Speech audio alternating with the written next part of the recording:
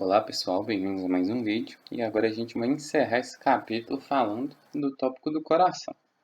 Bom, o coração é um órgão muscular que se contrai ritmicamente, enquanto bombeia sangue pelo sistema circulatório.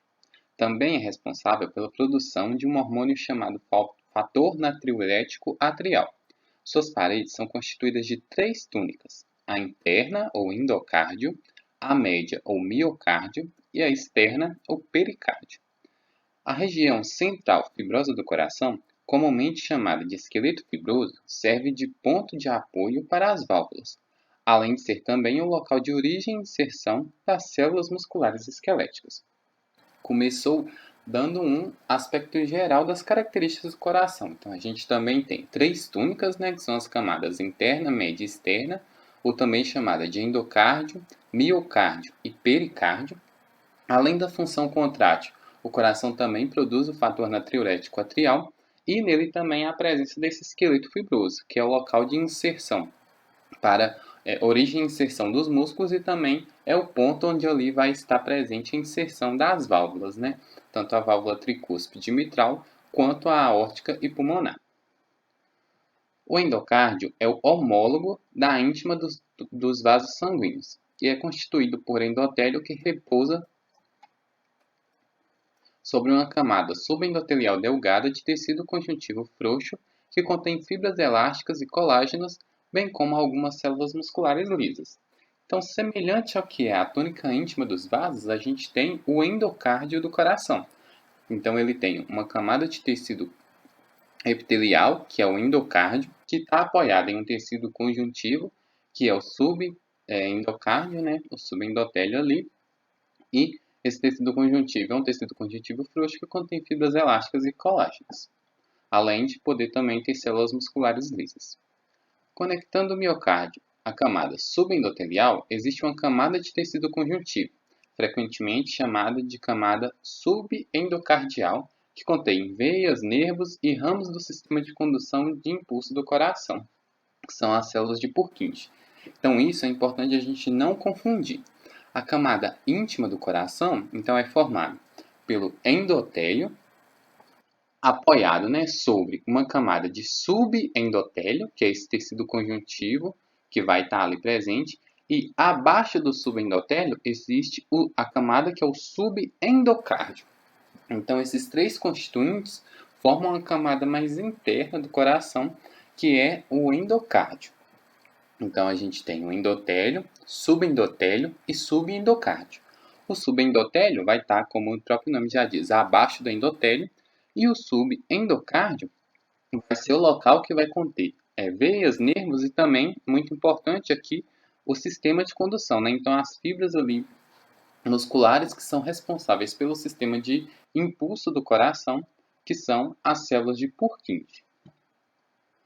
O miocárdio é a mais espessa das túnicas do coração e consiste em células musculares cardíacas, ver capítulo 10, organizadas em camadas que envolvem as câmeras do coração como uma espiral complexa. Portanto, a gente tem a camada média do coração, que é o miocárdio.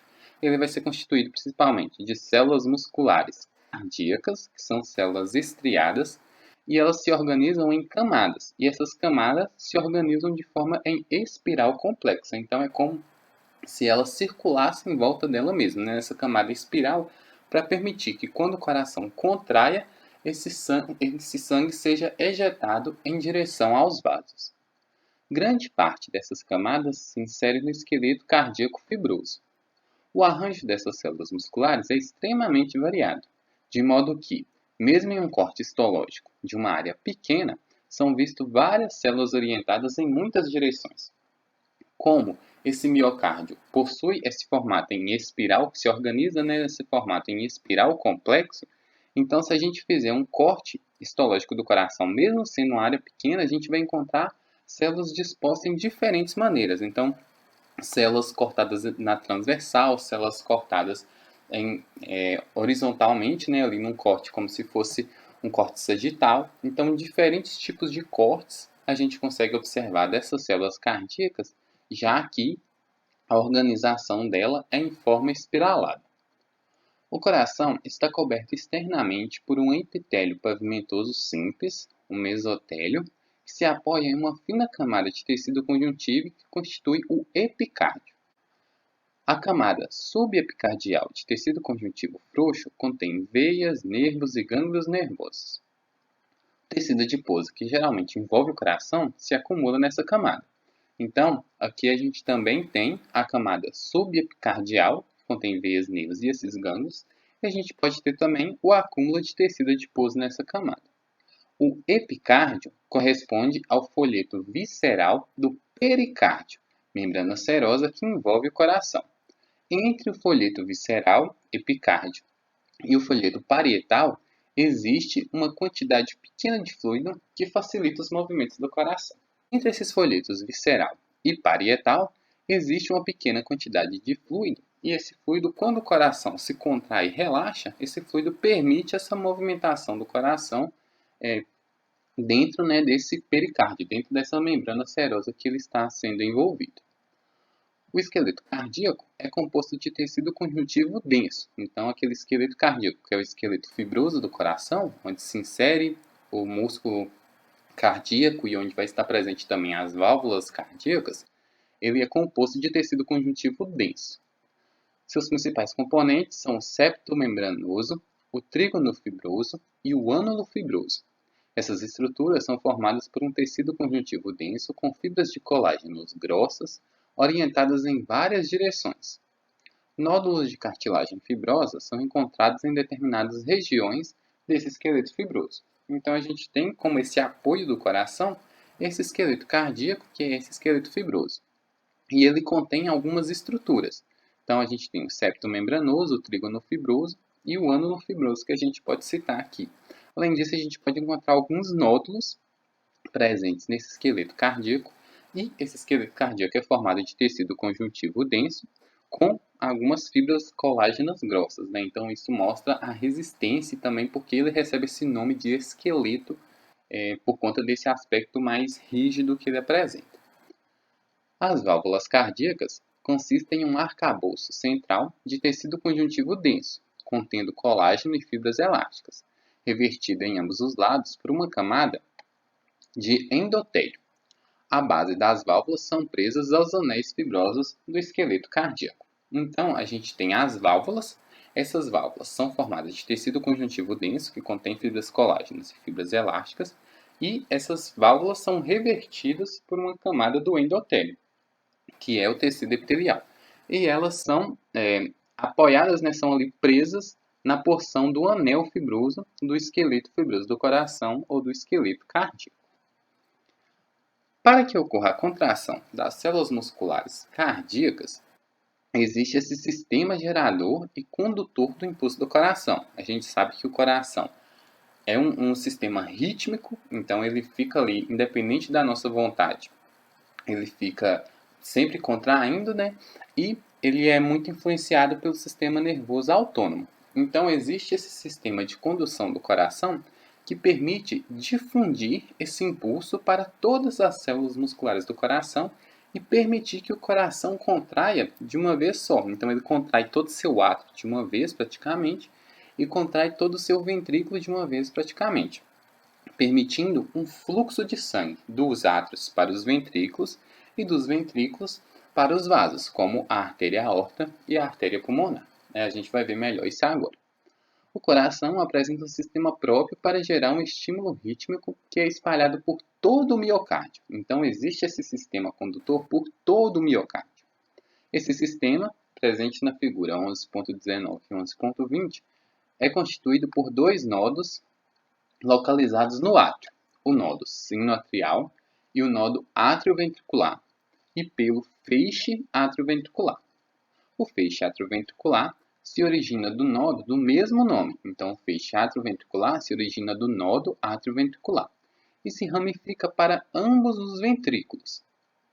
As células do sistema gerador e condutor do impulso do coração estão funcionalmente conectadas por junções do tipo comunicante. Então, esse sistema de condução ele é formado por essas células especializadas. Essas células especializadas elas se comunicam entre si por essas junções do tipo comunicante Essas junções do tipo comunicante permitem uma difusão rápida de íons. Então, ela permite essa condução do impulso rapidamente.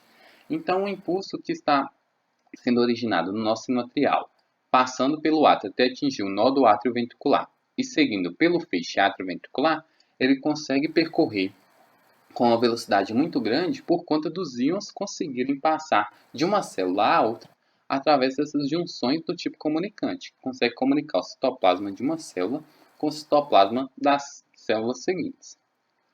O nódo sinoatrial é uma massa de células musculares cardíacas especializadas. São células fusiformes, menores do que as células musculares do átrio e apresentam menor quantidade de miofibrilas. Então, essas células são células especializadas nesse sistema de condução. Elas são células musculares, né, mas são, conforme disse, especializadas. Elas têm esse formato fusiforme e tem uma quantia menor de miofibrilas. As miofibrilas que são responsáveis pela contração do músculo. Como ela tem menos miofibrilas, essa função de contração dela é menor, e já que ela é mais especializada na geração e condução do impulso, e não na contração em si, que vai ser, né, exercido pelas demais células musculares estriadas. O nódo atrioventricular é semelhante ao nódo sinoatrial. Suas células, porém, ramificam-se e emitem projeções citoplasmáticas em várias direções, formando uma rede. O feixe atrioventricular é formado por células semelhantes às do nódo. Contudo, mais distalmente, essas células tornam-se maiores e adquirem uma forma característica. Elas são chamadas de células de Purkinje e contêm um ou dois núcleos centrais e citoplasma rico em mitocôndrias e glicogênio. As miofibrilas são escassas e restritas à periferia do citoplasma. Figura 11.20. Então, aqui no feixe atrioventricular, a partir dele, ele vai, se ramificando ali. Como a gente viu, ele vai estar presente principalmente na camada subendocardial, presente lá na camada íntima, né, mais interna desse coração. E esse feixe atrioventricular com essas células de Purkinje, ele percorre através dessa camada subendocardial e quando ela atinge determinado ponto, ela começa a se ramificar e emitir suas fibras para o miocárdio. Então, ela pega essa sinalização e esse impulso gerado nos nodos e consegue transmitir eles até o miocárdio. Então, ela emite suas fibras para o miocárdio, onde esse impulso vai chegar nas células musculares cardíacas e essas células vão conseguir se despolarizar e contrair. Após certo trajeto no subendocárdio, os feixes do ramo atrioventricular se subdividem e penetram na espessura do ventrículo, tornando-se intramiocárdio. Então, inicialmente, esse feixe atrioventricular ele segue nesse tecido subendocárdico. Depois, quando chega em certa altura, ele vai para o miocárdio e no miocárdio, ele vai penetrar e vai permitir passar esse impulso para as células musculares cardíacas. Este arranjo é importante porque torna possível que o estímulo penetre as camadas mais internas da musculatura do ventrículo. Então, aqui no ventrículo, ele emite essas ramificações para o miocárdio e permitindo a contração desse ventrículo como um todo. Agora a gente vai ver as imagens. Primeiramente, a gente tem aqui a figura 11.19, com o diagrama do coração, que mostra o sistema gerador de impulso e o sistema condutor.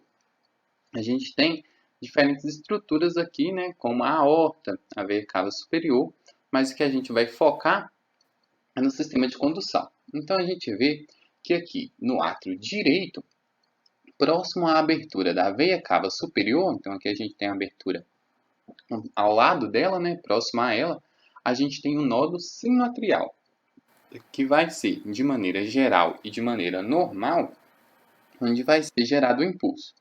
O impulso é gerado, então, percorre, saem fibras aqui que vão para todo o átrio e também há fibras que se dirigem para o nódo atrioventricular. Então, o impulso chega em todo o átrio e chega também no nódo atrioventricular. Aqui no nódo atrioventricular ocorre um intervalo, por quê? Porque separando o átrio dos ventrículos, a gente tem aquela estrutura do esqueleto fibroso do coração. Esse esqueleto fibroso ele funciona também como um modo de isolamento desse impulso. Então, a única maneira que o impulso consegue passar dos átrios para os ventrículos é atravessando esse esqueleto fibroso. E ela atravessa esse esqueleto fibroso só nesse ponto, que é o ponto que sai do nó atrioventricular e segue pelo feixe atrioventricular, ou também chamado feixe de His. Então, surge um impulso, né, no nó sinatrial. Esse impulso percorre todo o átrio, vai para todas as células musculares do átrio, segue também para o nó atrioventricular. Aqui ocorre um pequeno intervalo, que é esse intervalo onde os átrios contraem.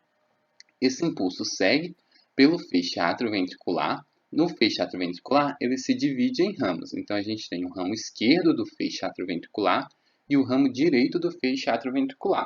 E esses ramos vão fazer, né, levar o impulso para todo o ventrículo. O ramo esquerdo do feixe ele divide-se em fascículo anterior e fascículo posterior.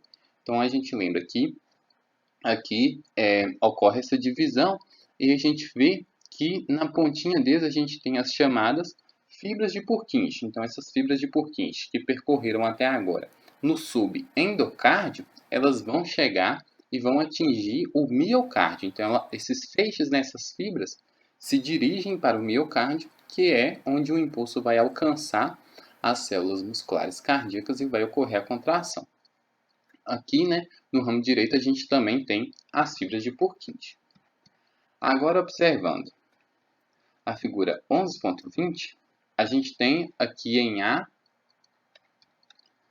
fibras de Purkinje do sistema de condução do impulso, com coloração de HE em pequeno aumento. Então, a gente vê aqui as fibras de Purkinje presentes nessa imagem. Aqui em B, que está em um aumento maior e fica mais fácil da gente observar, a gente observa os detalhes das células de Purkinje, as quais são caracterizadas pelo número reduzido de miofibrilas, localizadas preferencialmente na periferia da célula, a área mais clara em volta do núcleo, onde tem as setas, né, das células condutoras, é consequência do acúmulo de glicogênio naquele local, o qual não é preservado nesse tipo de preparação. Também a coloração com hematoxilina e eosina em um grande aumento. Então aqui a gente pode observar de uma maneira mais clara alguns detalhes das células de Purkinje. A gente observa os núcleos dela então, as miofibrilas que estão mais na periferia, né, e são poucas miofibrilas. Então aqui, mais claro, a gente tem esse acúmulo de glicogênio ao redor do núcleo que permite também o acúmulo de energia para que esse impulso percorra de uma célula para outra. Então, é isso que está mostrando aqui nessa figura 11.20. Para saber mais, sistema condutor do impulso do coração.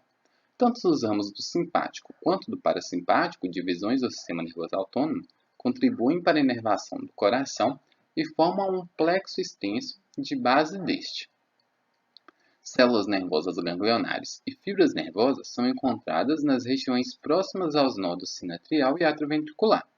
Embora esses nervos não afetem a geração do batimento cardíaco, processo atribuído ao nodo sinatrial, que é o marca-passo cardíaco, eles afetam o ritmo do coração durante várias situações, exercício, condições fisiológicas, emoções. A estimulação do parasimpático pelo nervo vago diminui os batimentos cardíacos, enquanto a estimulação do simpático tem efeito contrário. Portanto, no nodo atrioventricular e no nodo sinoatrial, a gente tem uma inervação muito grande de ramos do sistema nervoso autônomo, tanto simpático quanto parasimpático, e eles permitem afetar no ritmo de contração. Então, o simpático, quando estimulado, ele consegue aumentar o ritmo de contração e o parasimpático, quando estimulado, consegue reduzir esses batimentos cardíacos. Além disso, eles têm diversas outras funções, mas isso a gente estuda melhor na fisiologia. Histologia aplicada. Entre as fibras musculares do miocárdio, existem numerosas terminações nervosas livres e aferentes, que levam o impulso para o sistema nervoso central. Então, aqui entre as fibras musculares, a gente tem essas terminações, né, de nervos que que são aferentes. Então, são terminações que percebem alguns estímulos e levam esses estímulos para o sistema nervoso central. Essas terminações nervosas são relacionadas com sensibilidade à dor. Então, essas terminações nervosas detectam quando há presença ali de mecanismos, né, que estão gerando dor naquele coração. Então, a presença de alguns elementos e algumas substâncias pode estimular essas fibras nervosas livres e isso gerar a sensação de dor na região do coração. A obstrução parcial das artérias coronárias causa um suprimento deficiente de oxigênio para miocárdio e consequente dor, angina no peito. Então, se a gente obstrui as artérias coronárias que irrigam o coração, a gente tem pouco oxigênio chegando no miocárdio. Esse pouco oxigênio chegando no miocárdio vai começar a afetar essas células, né? Então essas células podem começar um processo de morte ali.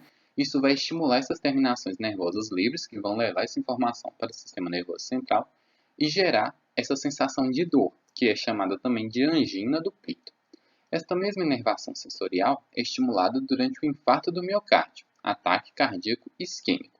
Nesses casos, a dor é muito intensa porque as fibras musculares morrem como consequência dos baixos níveis de oxigênio. Então, no caso de infarto, há uma grande estimulação dessas terminações nervosas livres, e com isso há uma sensação de dor muito intensa. Encerrado o coração, agora a gente vai falar um pouco melhor do sistema vascular linfático. Então, a gente já viu todo o sistema circulatório com os vasos e o coração. Vamos falar um pouco melhor agora do sistema vascular linfático. Além dos vasos sanguíneos, o corpo humano tem um sistema de canais de paredes finas revertidas por endotélio, que coleta o fluido dos espaços intersticiais e o retorna para o sangue. Esse fluido é denominado linfa e, diferentemente do sangue, circula somente na direção do coração.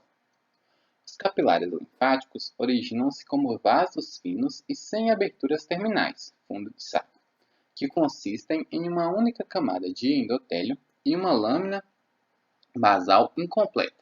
Figuras 11.1, 11.21 e 11.22.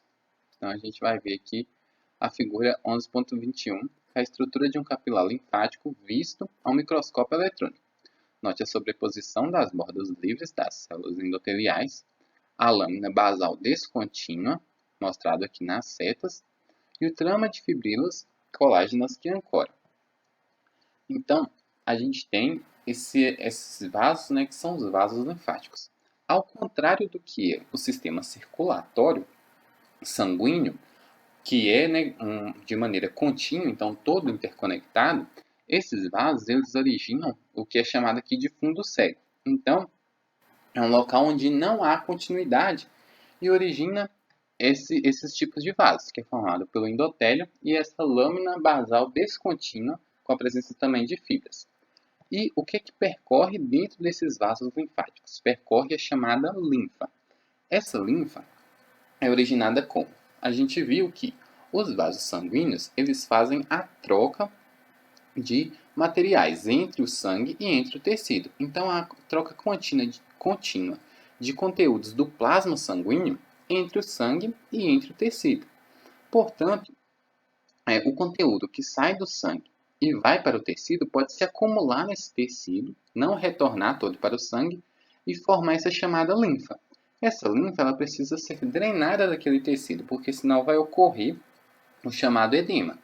Para fazer a drenagem desse linfa, existem os capilares linfáticos, então a linfa consegue adentrar, né, dentro desses capilares linfáticos, e esses capilares linfáticos, ele percorrem todos, levando essa linfa em direção ao coração.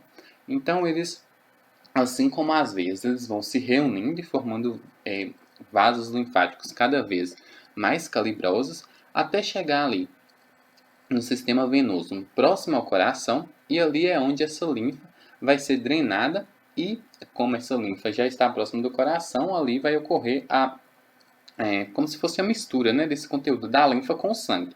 Então toda essa linfa vai ser retornada ao sangue. Então a linfa que se originou de conteúdo sanguíneo, que foi esse conteúdo intersticial que saiu do vaso e foi para o tecido, ela retorna também ao sangue através desses capilares linfáticos que vão se reunindo até drenar lá próximo ao coração. Capilares linfáticos são mantidos abertos por meio de numerosas miofibrilas elásticas, as quais também se ancoram firmemente ao tecido conjuntivo que os envolve. Figura 11.21. Os finos vasos linfáticos convergem gradualmente e finalmente terminam em dois grandes troncos, o ducto torácico e o ducto linfático direito. Então, todos esses vasos sanguíneos eles vão se confluindo, vão se unindo até formar esses dois grandes troncos, que é o ducto torácico, que está presente do lado esquerdo, e o ducto linfático direito, conforme o nome diz, está presente do lado direito, que desembocam na junção da veia jugular interna esquerda com a veia subclávia esquerda, na confluência da veia subclávia direita e a veia jugular direita interna. Então aqui a gente tem, né, o ducto linfático direito, que ele vai jogar essa linfa perto, né, da união da veia subclávia direita com a jugular interna direita, e a gente tem o ducto torácico, que ele vai lançar essa linfa ali próximo do local onde ocorre a junção da veia jugular interna esquerda com a veia subclávia esquerda. E aí, essa linfa retorna ao sangue e vai permitir a recirculação com o bombeamento do coração. Ao longo do seu trajeto, os vasos linfáticos atravessam os linfonodos. Então, ao longo desses vasos linfáticos, há a presença dessas estruturas que a gente consegue estudar melhor na imunologia, que são chamados os linfonodos, cujas características morfológicas e funções serão discutidas no capítulo 14. Vasos linfáticos são encontrados na maioria dos órgãos, com raras exceções, tais como o sistema nervoso central e a medula óssea. Os vasos linfáticos têm uma estrutura semelhante à das veias, a não ser pelas paredes mais finas e por não apresentarem uma separação clara entre as túnicas ínfima, média e adventícia.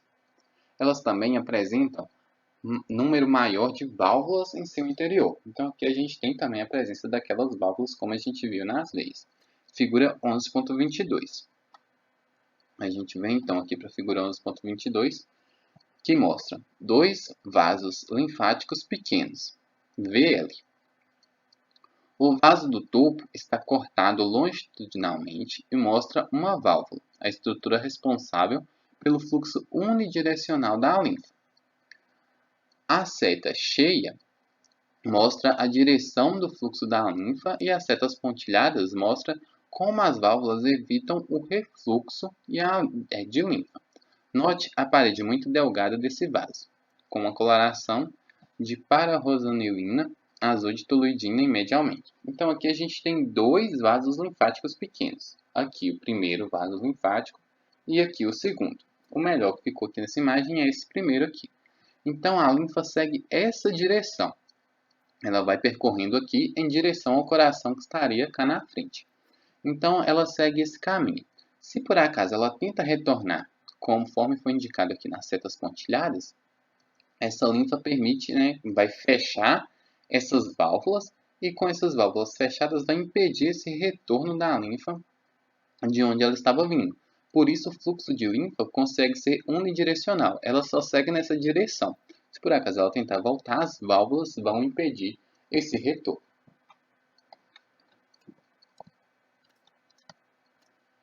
Nas porções entre as válvulas, os vasos linfáticos apresentam-se dilatados e exibem um aspecto nodular ou em colar de contas.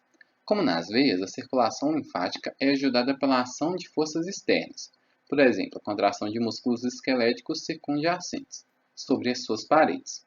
Essas forças, que agem intermitentemente, associadas à grande quantidade de válvulas, impulsionam a linfa em um fluxo unidirecional.